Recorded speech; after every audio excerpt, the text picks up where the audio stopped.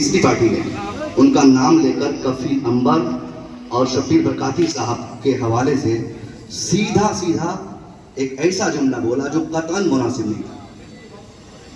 میں نہیں وہ اس وجہ سے بھی، چونکہ حضرت نے باغ ڈوگرا کے لیے تیاری کی کہ میں باغ ڈوگرا اتروں گا، آج مجھے کلکتہ رہنا ہوگا، آج کی تاریخ میں ان کو کلکتہ رہنا تھا.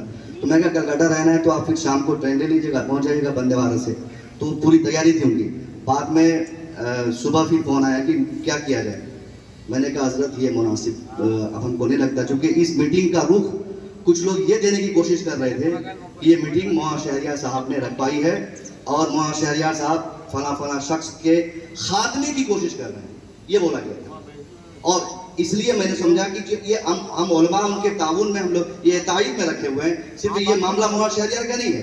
آج مولانا شہریار صاحب کے نام پہ ان کو تلاش رہے ہیں، کل پھر ہمارے ساتھ یہ حادثہ ہوگا، پھر پرسوں آپ بیٹھیں گے. تو ہمارا کہنے کا مطلب یہ ہوا کہ ہم اس لیے بیٹھے کہ دوبارہ کسی شہریار کے ساتھ ایسا نہ ہو جائے. آج ہم مان لیجیے کسی ایک نام کے ساتھ اعلان کرتے ہیں کہ ان کو ہم نہیں بلانا چاہیں گے، یہ بھی مسئلے کا حل نہیں ہے. وہ نہیں آئے گا، تیسرا آ کے وہ کرے گا، چوتھا آ کے وہ کرے گا.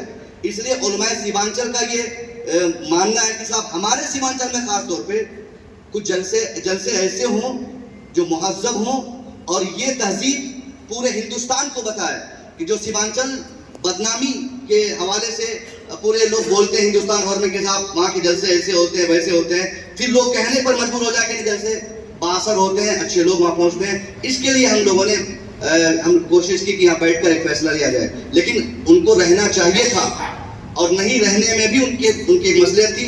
انہوں نے پھر ابھی فون کر کے کہا جو خرچے ورچے ہوں گے میری طرف سے آپ لوگ قبول فرمائیں، اور تاکہ اور میری طرف سے معذرت کہہ دیں گے اور میں تائید کرتا ہوں، میں ساتھ ہوں. ایسا انہوں نے لکھ کے بھی بھیجا ابھی واٹس ایپ پہ. تو حالانکہ رہنا چاہیے تھا، حالات ایسے نہیں بن پائے. جی نہیں سوالات ہوئے تو جواب دینا تھا نا. تو میں کہنا چاہ رہا ہوں کہ ایجنڈا تیار ہو گیا. مفتی ایاز صاحب اوکے لے آئیے. مفتی صاحب قدم پر خالی ایجنڈا تیار ہے. حضور مفتی صاحب قبلہ جو ہماری جماعت کے سرپرست ہیں ان کی موجودگی میں یہ ایجنڈا شاید حضرت نہیں پڑھیں یا کسی کو حکم دے دیں، تو اس ایجنڈے پہ وہ پڑھنے کے بعد جو دستخط ہو گیا ہے آپ کی تائید اس میں شامل رہیں گی. ساری باتیں ہو گئی اب تک. آخری بات میں کہہ رہا ہوں، یہ تقریر ہوتی چلی گئی، یہ جلسہ ہوتا چلا گیا، جس طرح جلسے رات میں ہوتے ہیں وہی ابھی ہو گئے. کام کیسے ہوگا؟